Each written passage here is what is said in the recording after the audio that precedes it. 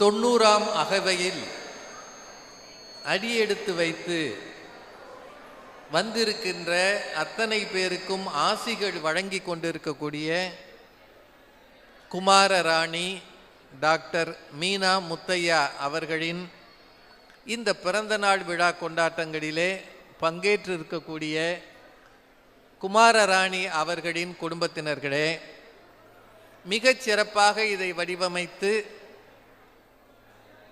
பல காலம் முயன்று சுற்றி சுழன்று இயங்கிக் கொண்டிருக்கக்கூடிய டாக்டர் மீனா முத்தையா அவர்களின் கல்வி குழுமங்களில் பணியாற்றுகின்ற பொறுப்பாளர்களே, பணியாளர்களே, அவருக்கு வாழ்த்து சொல்லி ஆசிகள் பெறுவதற்காக வருகை தந்திருக்கக்கூடிய செட்டிநாட்டைச் சேர்ந்த பெருமக்களே, பல்வேறு திருக்கோயில்களிலிருந்து வருகை தந்திருக்கக்கூடிய கோவில் பொறுப்பாளர்களே, அர்ச்சகர்களே, இந்த மேடையை அலங்கரிக்கின்ற பட்டிமன்ற அறிஞர் பெருமக்களே, ஊடகத்துறை சார்ந்த அன்பர்களே, எங்கள் அன்பிற்குரிய அக்கா சாரதா நம்பி ஆரூரன் அவர்களே, திருமிகு ஏஎல்சி ஐயா அவர்களே, இன்னும் மிக முக்கிய பொறுப்புகளை வகிக்கின்ற சிறப்பு விருந்தினர்களே, ஒரு பக்கம் டாக்டர் மீனா முத்தையா அவர்களுக்கு வாழ்த்து சொல்ல முண்டி அடித்து கொண்டு கூட்டம் சென்றாலும் எங்களையும் கவனித்து கொண்டிருக்கின்ற இந்த கூட்டத்தில் இருக்கின்ற பெரியோர்களே, தாய்மார்களே, உங்கள் அத்தனை பேருக்கும் என்னுடைய அன்பான வணக்கத்தை முதலில் தெரிவித்துக் கொள்கிறேன். இந்த மாதிரி ஒரு மேடையில் பட்டிமன்றம்ன்றது இதுதான் முதல் முறை. எனக்கு தமிழறிஞர் சாலமன் பாப்பையா அவர்கள் இருந்து நடத்தி இருக்க வேண்டிய நிகழ்வு, அந்த இடத்துல நான் உட்கார்ந்து இருக்கிறேன். அதுவே ஒரு கஷ்டம்தான். அடுத்தது 90 வயதை தொட்ட ஒரு ஆசீர்வதிக்கப்பட்ட ஒரு தாயை, அவங்க எல்லாம் ஆண்டின்னு சொல்றாங்க, கானாடு காத்தானில் இருந்து கிளம்பிய ஒரு விருட்சம்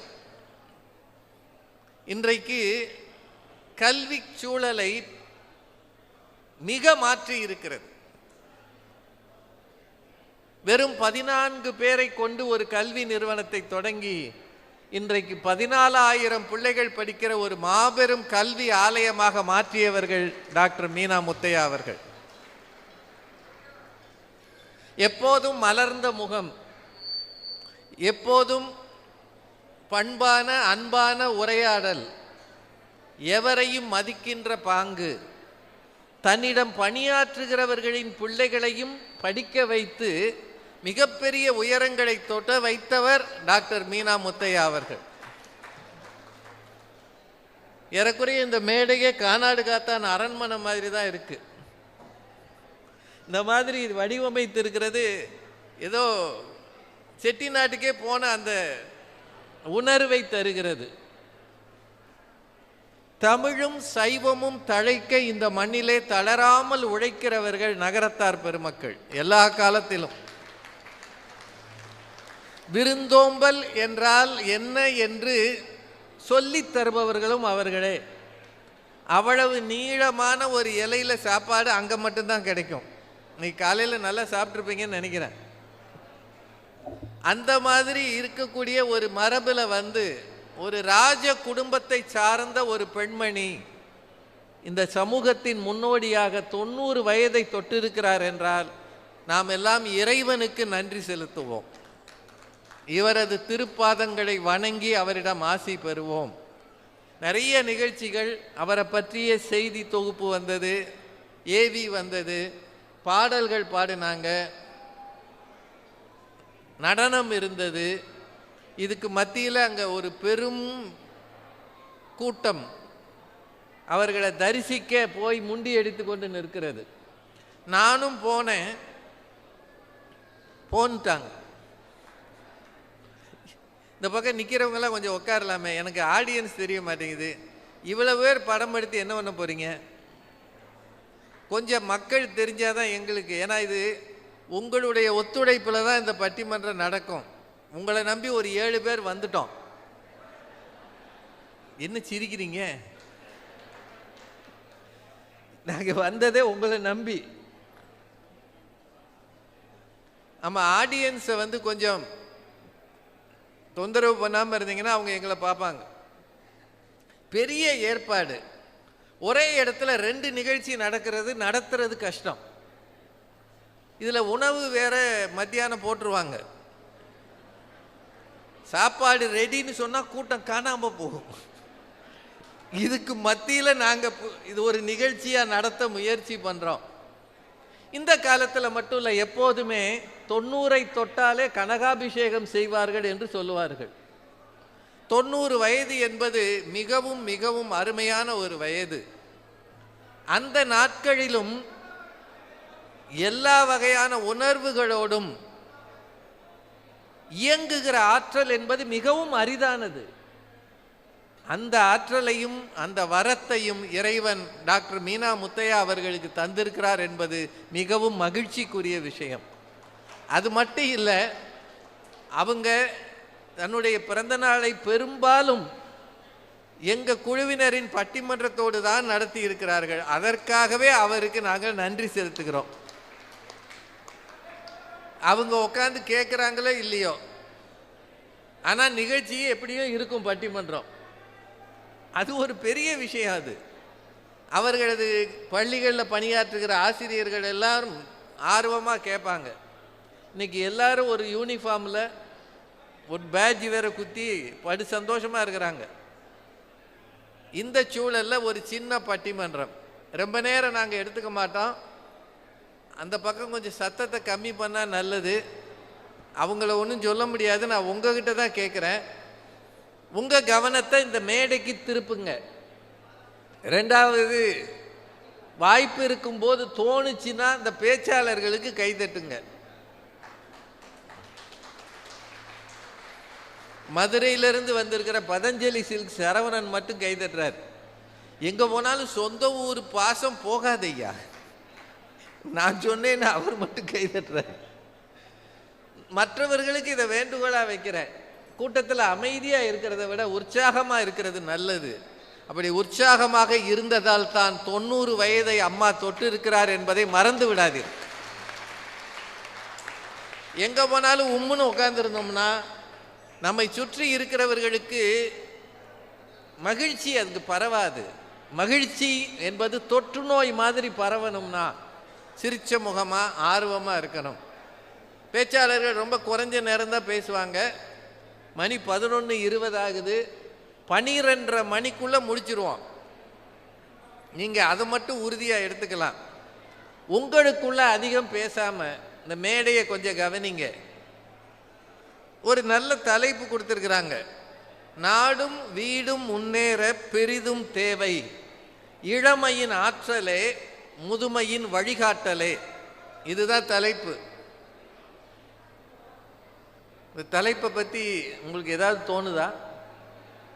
நாடும் வீடும் முன்னேறினா என்ன, முன்னேறாட்டி என்ன, இளமை இருந்தா என்ன, முதுமை இருந்தா என்னன்னு யோசிக்கிறீங்களா? இந்த தலைப்பு பிடிச்சிருக்கா இல்லையா? முதல்ல உங்கள்கிட்ட தான் கேட்குறேன். ஏங்க, நான் 5 நிமிஷத்துக்கு ஒரு தடவை உங்களை உசுப்ப முடியாது. நீங்கள் தான் உற்சாகமாக இருக்கணும். ஏன்னா பட்டிமன்றம் கேட்பதற்கென்றே ஒரு அவை இருக்கும். அங்கே பேசுறது எளிது. ஆனால் இங்கே நம்ம எல்லாருமே அம்மையாரை பார்ப்பதற்கும் அவரை தரிசிப்பதற்கு தான் வந்திருக்கிறோம், ஆசி பெறுவதற்கும். இந்த சூழலில் நாங்கள் எதிர்நீச்சல் தான் போடணும். எதை நம்பினா நீங்கள் இருக்கிறீங்கன்றதை நம்பி ஒரு தலைப்பு கொடுத்து, இந்த தலைப்பு நான் கொடுக்கல, இதுவும் மீனா முத்தையா மேடம் கொடுத்ததா, அவங்க ஸ்கூல்ல இருந்து கொடுத்ததா. அதனால் அவங்க என்ன எதிர்பார்க்குறாங்கன்னா, இந்த தேசமும் வீடும் முன்னேறணும்னா எது தேவை? இளமையின் ஆற்றலா முதுமையின் வழிகாட்டலா? இதுதான் தலைப்பு. பிடிக்குதோ பிடிக்கலையோ இந்த தலைப்பை கேளுங்க. நான் வேற என்ன செய்யறது? உங்களுக்கு ஜாலியான தலைப்பு அவங்க கொடுக்கல. எது தேவை, இளமையின் ஆற்றலா முதுமையின் வழிகாட்டலான்னு நீங்கள் பெருசாக யோசிக்காமல் இருக்கலாம். ஆனால் இதை தலைப்பு. இதில் இளமையின் ஆற்றல் தான். முதுமை என்ன செய்யும்? நடக்கிறதுக்கே ஒரு ஆள் துணை தேவைப்படும். நடக்கிறதுக்கே இன்னொருத்தர் துணை தேவைப்படும். இது என்ன செய்ய முடியும்? நாடு முன்னேறுவதற்கு, வீடு முன்னேறுவதற்கு இளமை தானுங்க. அது அப்படியே டூ வீலரில் ஏறினான்னா எஸ் மாதிரி வண்டி ஓட்டுறான். திடீர்னு ஒத்த சக்கரத்தில் ஓட்டுறான் வண்டியை. அதுக்கு பேர் வீலிங்னு பேர். நடுராத்திரி 12 மணிக்கு ஸ்விக்கியில் ஆர்டர் பண்ணி சாப்பிட்றான். நமக்கு 7 மணிக்கு சாப்பிட்டதே செரிக்க மாட்டேங்குது. அப்படி இருக்கிற இளமை தானங்க எல்லாத்துக்கும் காரணம். ஐயா எக்கோ வருது, ஐயா எக்கோ வருது, கொஞ்சம் பார்த்துக்கங்க. நாங்கள் நம்பி வந்திருக்கிறதே மைக் செட்டுக்காரரை தான். அவர் என்ன பண்ணுவார், இந்த அரங்கத்தில் கொஞ்சம் எக்கோ இருக்குது, அதனால் கூடுமான வரைக்கும் அதை கம்மி பண்ணுங்க. இளமை தான் எல்லாவற்றையும் முன்னேற்றும் அப்படின்னு சொல்கிறதுக்கு செல்வி திருமதி அனுகிரகா அவர்கள். இந்த அணியினோடனே செல்வின்னு வந்துடுச்சு. கொஞ்சம் ஒருத்தர் 2 பேராவது அவங்களுக்கு கை தட்டுங்க ஐயா, ரொம்ப தூரத்தில் இருந்து வந்திருக்காங்க. அரசியல்வாதிகள் மாதிரி நாங்கள் ஆயிட்டோம்ல, கேட்டு கேட்டு ஓட்டு வாங்கின மாதிரி. ரொம்ப நல்லா பேசுவாங்க திருமதி அனுகிரகா. ஆர்வமாக இலக்கிய கூட்டங்களில் வளர்ந்த பிள்ளை. சாரதா அக்கா வளர்த்து எடுத்த பிள்ளைகளில் இவங்களும் ஒருத்தர். இன்னொரு பிள்ளை பாரதி பாஸ்கர்.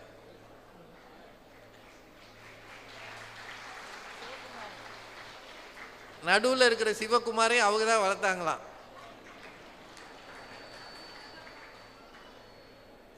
அனுகிரகா ரொம்ப நல்லா பேசுவாங்க. அவங்க தான் இளமைக்கு சார்பாக பேச வந்திருக்காங்க.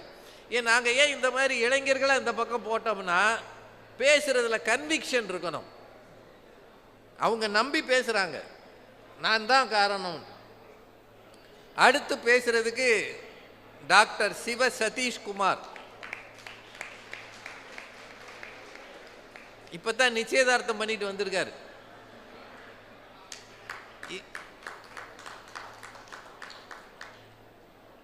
இவ்வளவு நாளும் மேடையெல்லாம் எனக்கு பொண்ணு கொடுங்க பொண்ணு கொடுங்கன்னு கேட்டுட்டு இருந்தார்.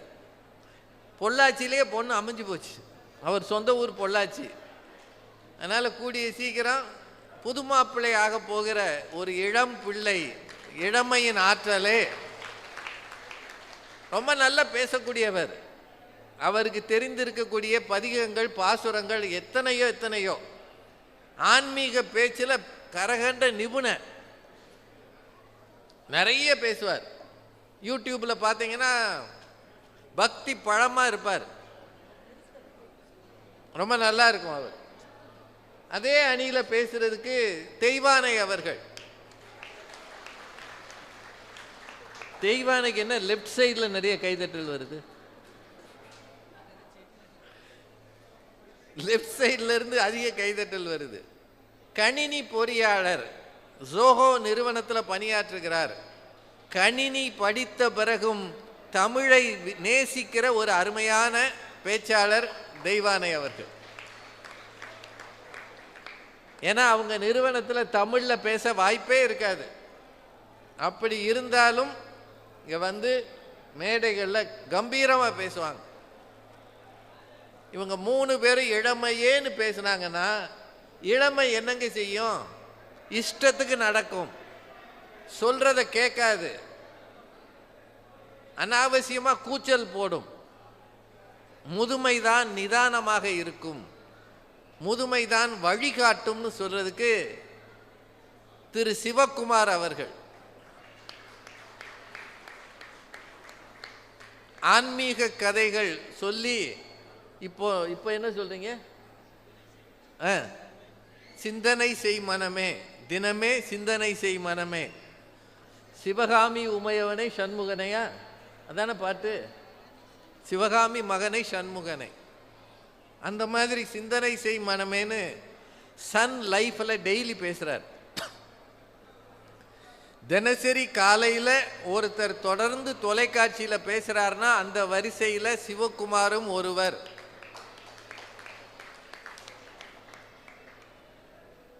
ரொம்ப நல்ல பேச்சாளர். கம்பன் கழகத்தின் வார்ப்பு. சென்னை கம்பன் கழகத்தில் இப்போ அக்கா தான் செக்ரட்டரியா இருக்காங்க.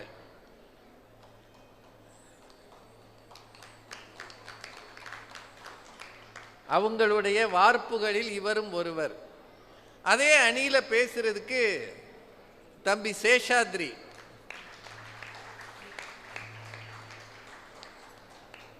ஆரம்ப காலம் மகாத்மா காந்தி மாதிரியே ஒரு வேஷத்தில் இருப்பார். நல்லா இருந்தார். கல்யாணத்துக்கு பிறகு மாறிட்டார். இப்பவே ஒரு வயதான தோற்றத்துக்கு வந்துட்டார். அது காரணம் பக்குவம். அவரும் கம்ப்யூட்டர் துறையில் தான் இருக்கிறார். ஆனால் தமிழில் கவிதை எழுதுறார், கதை எழுதுறார், எல்லாம் எழுதுறார். மேடையில் நல்லா பேசுறார்.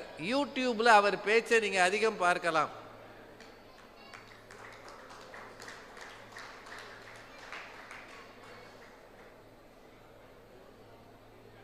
இவ்வளவு 5 பேர் பேசின பிறகு மிச்சம் என்ன இருக்கோ அதை கம்பீரமாக்குவதற்கு திருமதி பாரதி பாஸ்கர்.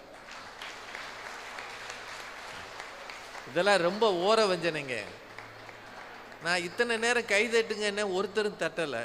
ஒரு ஆள் பேரை சொன்னே அவ்வளோ பேர் தட்டுறீங்களே, இது என்னையாது? பாரதி பாஸ்கர்னா அவ்வளோ பேர் கை தட்டுறாங்க. இதுதான் உலகம் பூரா நடக்கிறது. என் பேரெல்லாம் சொன்னால் ஒரு 2 பேர் கை தட்டுவாங்க. அது எங்கள் ஊருக்காரராக இருக்கும். பாரதி பாஸ்கர்னா இந்தோனேஷியாவிலேருந்து ஆஸ்திரேலியா வரைக்கும் கை தட்டுறாங்க. அதுக்கெல்லாம் ஒரு கொடுப்புன வேணுமையா? அவர்கள் உடல் நலம் இல்லாமல் இருக்கும்போது நகரத்தார் சங்கத்தின் சார்பாக திரு செல்லப்பன் அவர்கள் ஒரு பிரார்த்தனையை நடத்தினார். அவர்கள் சரியாகி வந்ததற்கு அந்த பிரார்த்தனையும் பெரும் காரணம். நகரத்தார் சமூகத்திலிருந்து ஒரு பெரிய பிரார்த்தனை பண்ணி பழனியில் வேண்டுதல் பண்ணாங்க. அவர்களுக்கு இந்த நேரத்தில் நன்றியை சொல்லணும். ஏன்னா அவங்கெல்லாம் இங்கே இருப்பாங்க. இந்த மாதிரி 6 பேர் தயாராக இருக்காங்க.